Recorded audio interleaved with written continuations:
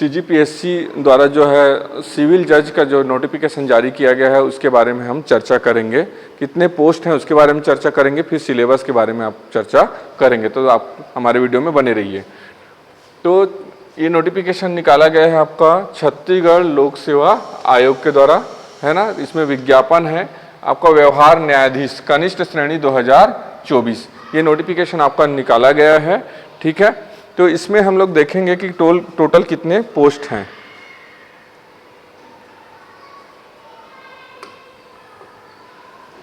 आपका व्यवहार न्यायाधीश कनिष्ठ, है ना, तो इसमें अनारक्षित के लिए जो है 24 पोस्ट है।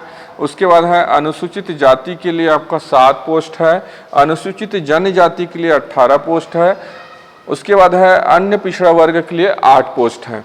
उसके बाद हम लोग आ जाएंगे महिलाओं के लिए, तो महिलाओं के लिए आरक्षित है आपका 7 पोस्ट है।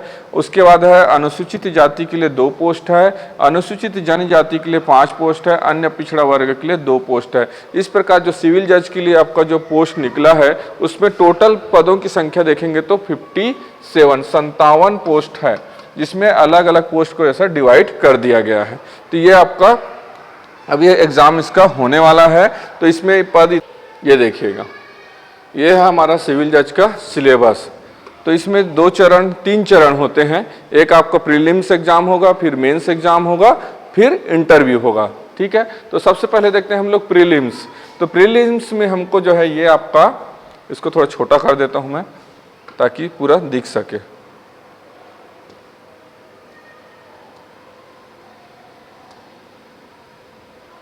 ये देखिएगा पूरा कवर हो गया। तो सबसे बारी बारी से इसको समझते हैं। तो सबसे पहले आएगा आपका प्रीलिम्स एग्जाम। प्रीलिम्स एग्जाम में आपका टोटल क्वेश्चन, तो नंबर ऑफ क्वेश्चन, तो इस एग्जाम में प्रश्नों की संख्या होगा आपका 100 और समय होगा आपका 2 घंटा, मतलब 2 घंटे का एग्जाम होगा और टोटल अंक होंगे 100, मतलब एक प्रश्न क्या होगा, 1 अंक का होगा। तो कुल प्रश्नों की संख्या होगा 100 और कुल नंबर होगा आपका 100, ठीक है।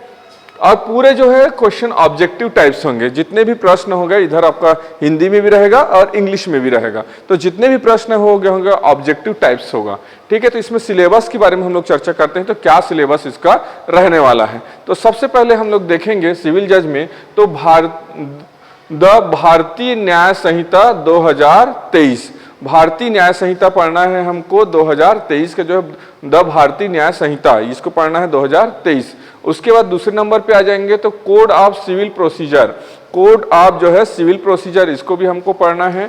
उसके बाद आ जाएंगे तीसरे नंबर में द भारतीय नागरिक सुरक्षा संहिता, भारतीय नागरिक सुरक्षा संहिता 2023, इसमें द भारतीय न्याय संहिता पढ़ना है, फिर भारतीय नागरिक जो है सुरक्षा संहिता 2023 ये पढ़ना है। उसके बाद चौथे नंबर पे आएंगे द भारतीय साक्ष्य अधिनियम, भारतीय साक्ष्य अधिनियम 2023, है ना। तो 2023 के भारतीय न्याय संहिता, फिर आपका code of civil procedure, the Bharatiya Nagarik सुरक्षा संहिता 2023, तो द भारतीय जो है साक्ष्य अधिनियम 2023, ये सब पढ़ना है। उसके बाद छठवें नंबर पे आ जाएंगे तो आपका कॉन्स्टिट्यूशन ऑफ इंडिया, भारतीय संविधान, भारत के संविधान को अच्छे से पढ़ना है। उसके बाद छठवें नंबर पे आ जाएंगे तो ट्रांसफर ऑफ प्रॉपर्टी एक्ट, है ना, ट्रांसफर ऑफ प्रॉपर्टी एक्ट को पढ़ना है। उसके बाद आपका 7वें नंबर पे आ जाएंगे तो कॉन्ट्रैक्ट एक्ट, 7वें नंबर पे आ जाएगा कॉन्ट्रैक्ट एक्ट है, उसको पढ़ना है। उसके बाद 8वें नंबर पे आ जाएंगे तो लिमिटेशन एक्ट, है ना, लिमिटेशन वो एक्ट होता है, उसको भी हमको पढ़ना है। उसके बाद देखेंगे 9वें नंबर पे आ जाएंगे तो Chhattisgarh rent control act 2011, Chhattisgarh rent control 2011 को पढ़ना है।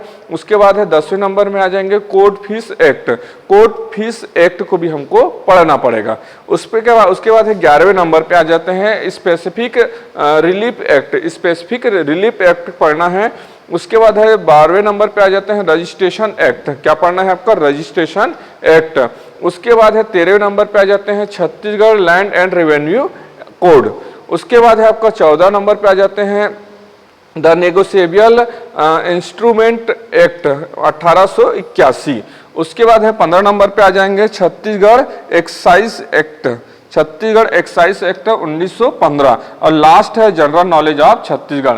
तो इतना हमको पढ़ना है आपका प्रीलिम्स में। इसमें 16 पॉइंट्स में दिया हुआ है, तो एक बार और बोलता हूं मैं, द भारतीय न्याय संहिता 2023, उसके बाद है code of civil procedure, the Bharatiya Nagarik सुरक्षा संहिता 2023, द भारतीय साक्ष्य अधिनियम 2023, constitution of India, transfer of property act, contract act, limitation act, Chhattisgarh rent control act 2011, court fees act, उसके बाद स्पेसिफिक रिलीफ एक्ट पढ़ना है, रजिस्ट्रेशन एक्ट पढ़ना है, Chhattisgarh land and revenue code, उसके बाद नेगोशिएबल इंस्ट्रूमेंट एक्ट 1881, उसके बाद द छत्तीसगढ़ एक्साइज एक्ट 1915, उसके बाद जनरल नॉलेज ऑफ छत्तीसगढ़। ये पढ़ना है हमको प्रीलिम्स में, इतना हमको पढ़ना है तो 100 नंबर का प्रश्न आएगा, 100 अंक होंगे और ऑब्जेक्टिव टाइप्स होगा। उसके बाद हमको क्या दिलाना है आपका मेंस। तो मेंस का क्या रहेगा, मेंस में क्या रहेगा आपका मेन एग्जामिनेशन रिटर्न ये होगा आपका 3 घंटे का होगा। ये कितने घंटे का होगा, 2 घंटे का। तो इसमें भी मार्क्स कितने होंगे, 100 अंक का होगा। ठीक है, तो इसमें क्या है आपका, पहला देखते हैं forming of issues and writing of judgment in civil case. इसका नंबर कितना होगा, 40, मतलब सिविल केस में जजमेंट लिखना है वो 40 नंबर का होगा।